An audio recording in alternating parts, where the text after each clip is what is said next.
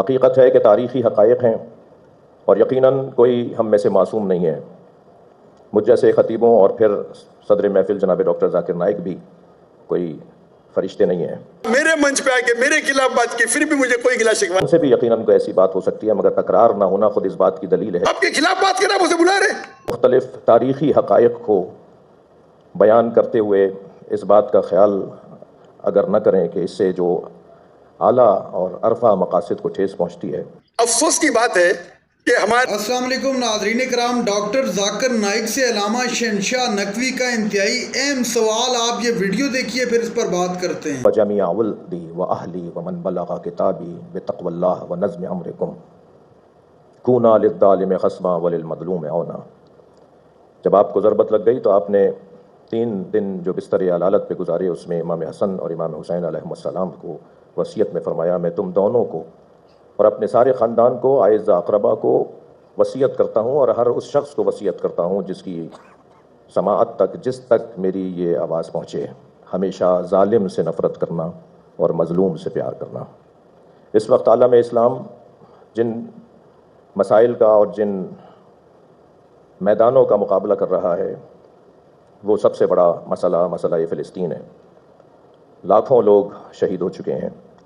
ہم شہید اسماعیل ہنیہ اور شہید سید حسن نصر اللہ کی شہادت پر ان کے خانوادے کو مبارکباد بھی پیش کرتے ہیں، اور عالم اسلام کے لیے ایک لمحہ فکریہ گویا کھولتے ہیں کہ ہم جن مسلکی اور فقہی اور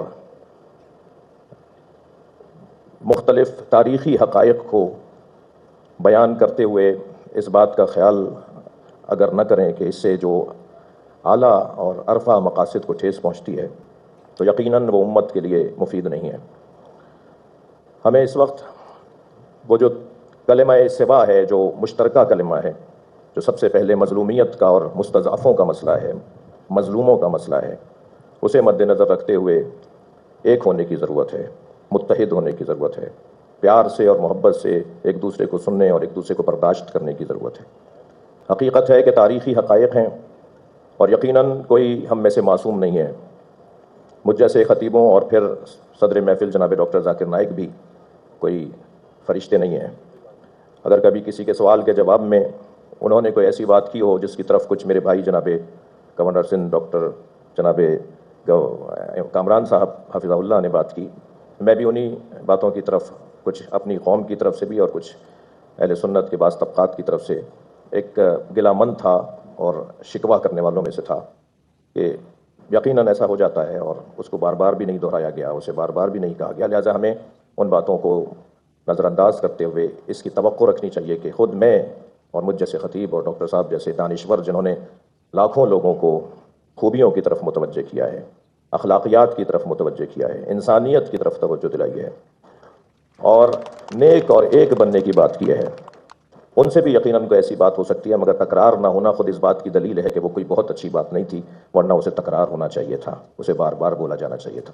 میں پاکستان کی سرزمین پر بحیثیت ایک پاکستانی شہری، پھر بحیثیت ایک مسلمان، پھر مسلمانوں میں ایک اہل بیت کی تعلیمات کا مروج اور مبلغ کی حیثیت سے ڈاکٹر ذاکر نائک کو خوش آمدید کہتا ہوں. تو بھائی صاحب کا جو سوال ہے کس طریقے سے ہم اس نفرت کو نکال سکے، وہ ہے تعالوا الی کلمۃ سواء بیننا و بینکم، آؤ ہم اس بات کی طرف جو آپ اور ہم میں یکساں ہے. اور میں ایک سٹیپ آگے جاتا ہوں، اس آیت کو میں مسلمانوں پہ بھی استعمال کرتا ہوں. ہم مسلمان بھی الگ فرقے میں بٹے ہوئے، تو میں کہتا ہوں تعالوا الی کلمۃ سواء بیننا و بینکم، آؤ ہم اس بات کی طرف جو آپ اور ہم میں یکساں ہے. افسوس کی بات ہے کہ ہمارے اسلام میں فرقے بنانا حرام ہے. اللہ تعالیٰ فرماتے سورہ عمران میں سورہ نمبر 3 آیت نمبر 103 میں وَاعْتَصِمُوا بِحَبْلِ اللَّهِ جَمِيعًا وَلَا تَفَرَّقُوا، آؤ ہم اللہ کی رسی کو مضبوطی سے پکڑے اور آپس میں نہ بٹے.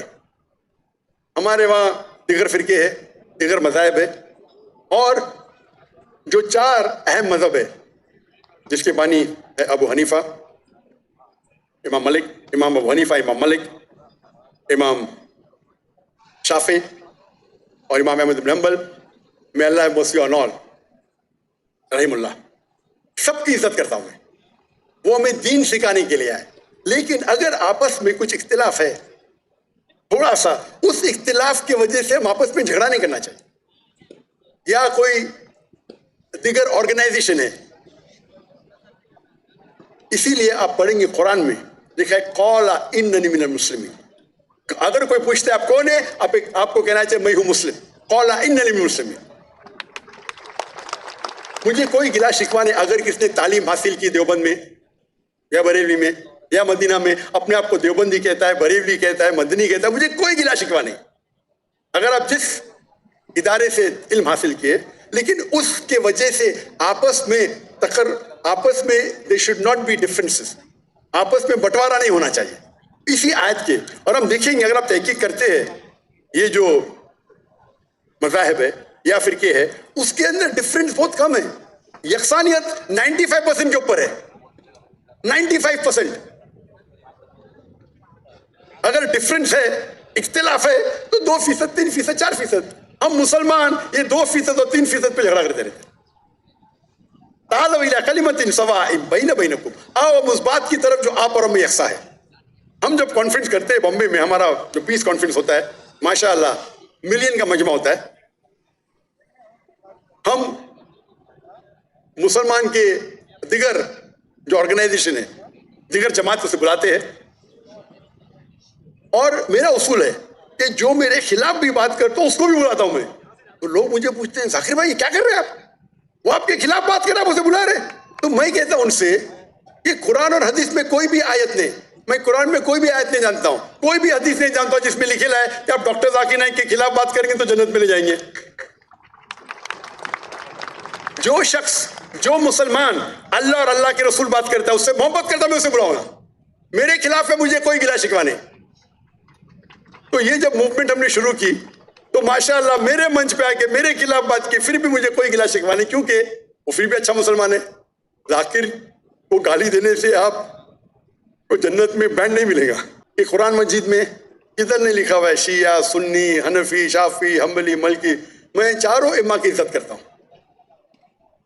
और कौन अपने आप को अगर हनफी कहता है, शाफी कहता है, तो मुझे कोई गिला शिकवा नहीं, मैं अपने आप को मुसलमान कहता हूँ। नाज़रीन इकराम, आपने वीडियो देखी कराची के अंदर अल्लामा शहनशाह नकवी और डॉक्टर जाकिर नाइक के दरमियान तूफ़ानी किस्म का मुनाजरा आपने देखा।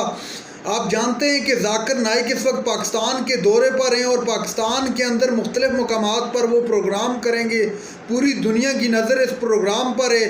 आज जो है मुख्तलिफ़ हिंदुओं की जानब से और ईसाइयों की जानब से बहुत सारे सवालात डॉक्टर जाकिर नाइक के सामने रखे गए, जिस पर डॉक्टर जाकिर नाइक ने उन तमाम सवालात का न सिर्फ तफसीली जवाब दिया बल्कि उनको मुतमईन करके घर भेजा और कहा कि आए बहुत सारी चीज़ें हम लोगों में यकसानियत रखती हैं, उस पर इकट्ठे हो जाएं।